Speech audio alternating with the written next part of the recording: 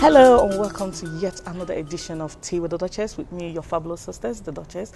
And today is something different because I'm so ecstatic and so excited to have this young lady who is one of my favorite artists. Being able to interview her, I feel so honored. So welcome, Nneka, to Tea with the Duchess. Thank you. How are you? I'm very well, thank you. I'm so excited being in your presence today. And obviously, you're somebody who a lot of people recognize and they know about your music. Can you tell us a little bit about your background and how you started out? I am Nigerian. I am from Anambra State. My father is from Anambra State. My mothers are from Ekpoma and from Germany. Yeah. Yeah, and I'm into music. I'm an artist. I am a singer-songwriter. And I've been into music for about 11 years now. Wow. I'm signed to Sony. Yeah. Okay. So have you always had intentions of doing music, or is it something you just fell into? I didn't have the intention to do music, but I've always kind of had that affiliation, or, I've always been passionate about doing or singing or playing, creating music that is inspiring, that is not just music on the surface, but has depth. And I like doing things that stay. Okay. Not things that easily fade away. Exactly, because I know a lot of people have tried to label you, and you're one artist that a lot of people have had a lot of problems labeling. So you're just Nneka. Yeah. So what would you call your style of music?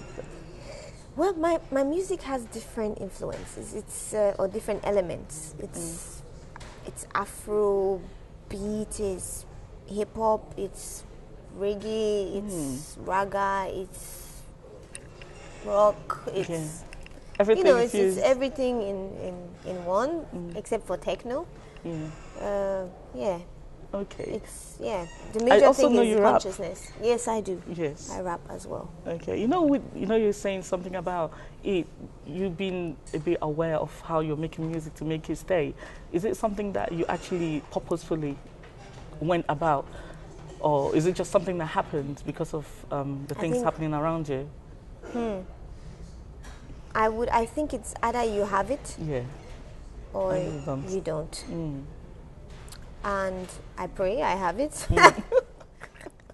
I pray, but every time I do music, it's about love. It's about feeling what I'm doing. Yeah. It's never about trying to be like, to do what somebody else has done. I mean, obviously, I do have people who inspire me, and I do look up to certain musicians or artists. Okay. But it's important that you have your own identity, and that your identity is what makes you unique. Yeah. You just mentioned that you have people who inspire you. Who are they? First of all, I would say Jesus Christ. I will also say John the Baptist. Okay. I would also say Gandhi. Wow. I would say Muhammad. I would say Bob Marley, obviously, Fela Anikulapo Kuti, and many more others. Writers, Wole Soyinka, Chinua Achebe, of course. Yeah, I love. It has to be, yeah. And then I also know that a whole lot of people have sampled your music. And there's one particular one that I actually think is the best. Well, I don't know about other people, but I like, R.I.P. by Rita Ora. I just love the way she was able to blend your song with her style of music. So how do you feel when people sample your music? The funny thing is that I don't think these people might be very much aware of where I come from. When they take the track, like Drake. Yeah. I remember Drake was the person who initially took the track, and and what he did was awesome. It was fantastic. Amazing. Yeah. The funny thing is that when I look at it from a distance, Yeah. I see Africa creeping its way through Yes. Yes. And it's like a movement that is like a silent evolution, silent revolution. And I'm glad that that I'm being movement. Acknowledged. That the music I do is entering into places where I would never have ever thought I would ever gain access to. So it's taking me to a different level. It's giving me the opportunity to access a different audience. Yeah. And it's inspiring. Now I am now friends with Rita Ora. Yeah. She's taking me. I mean, not friends, but obviously she has invited me on stage before, to show her appreciation. And due to that, people around the world know me. So it's. Yeah. They know what I'm doing. Yeah. They don't know me. But. And when you were talking about the evolution of African music, what do you feel about this whole new Afrobeat movement, the new school Afrobeat? Because I know whenever people say Afrobeat, people start can you really call that Afrobeat? But obviously any sound that's influenced by African beats should be Afrobeat. That's how I look at it. So what do you think about this whole new movement? Well, it's an evolution. It has to be. And what I like about it is that you still have the African element to it. There was a time, I think 5 years ago, or 6 years ago, when I was touring with Two-Face, where I had the feeling that when Nigerians do music, they are ashamed to keep their accent. They're ashamed to speak their language. They're ashamed to do things in an African way. And I used to have that before.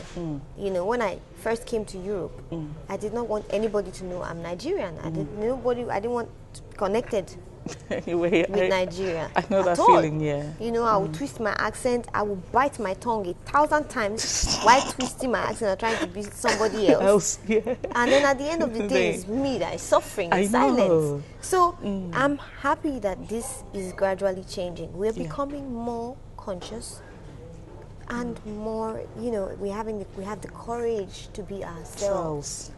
And I'm happy that I'm part of that, And I'm glad that now there are people that I've met in Nigeria, not people alone who have traveled out, but people who live in Africa that also have that mindset. And I think we should preserve our culture.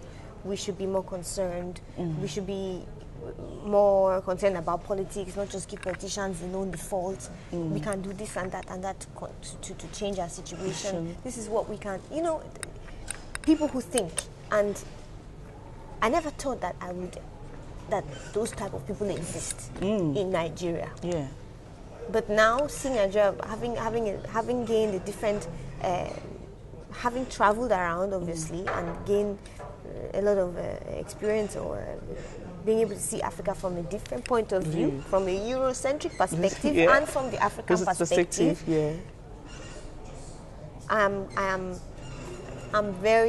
I'm positive. Yes, we have problems. Yes, there's Boko Haram. Yes, there's war. Yes, there's corruption. But what is left is for us to contribute on our own, to know, okay, this is what we have to do. This is our own individual responsibility we have to take. And I think we're doing well. It's this gradual process, but we're getting there. Do you have any political aspirations? Because I could see you as the first female Nigerian president. I beg you. Spare me the drama, please, because no. Even if they give it to me like this and put money on the table, no, please. I ain't doing it. Count me out. I will sing every constitution. I will sing with love. But no, I'm not. No. Yeah. Okay. I'm too. I don't have the sense of empathy. I know what you mean. I will become a dictator probably, I'm telling you, all the corrupt leaders. It's gonna be. You're not saying anything. Okay. That would be like Bush Queen Republic. That's the new republic, man. But that's what we need, isn't it? I don't know if they can take it. Okay. We're still coming back to your music. when obviously you're looking at the music you've done so far, is there anybody alive or dead who you would have wanted to be like the ultimate collaboration? Musical collaboration? Yes.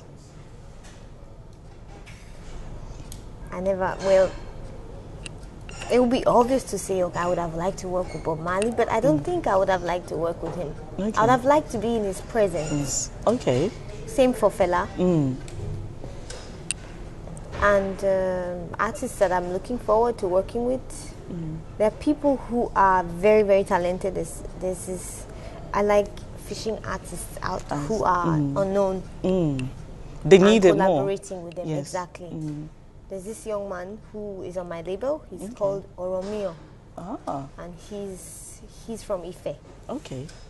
He's awesome. He's unique, different. He chants in Yoruba on hip hop, reggae beats. Wow. So I'm trying to also, use my label to bring him out. Shed more light on what he's talents. doing. Wow, that's fantastic. We'd like to hear more about him. Yep. Yeah. And obviously, people are dying to know, what are you currently working at the moment? I am working on the next album. Okay. I'm touring at the same time. I'm in a transition. I'm going through a very special phase in my life. So it's sublime. It's not negative. Okay. That will reflect in the music. I'm sure that it would make people kind of like sublime. Anticipate. It's papillon, like the French would say it's papillon, that's butterflies. Ooh, I can't wait, I can't wait. Bats with smiling faces. Eish.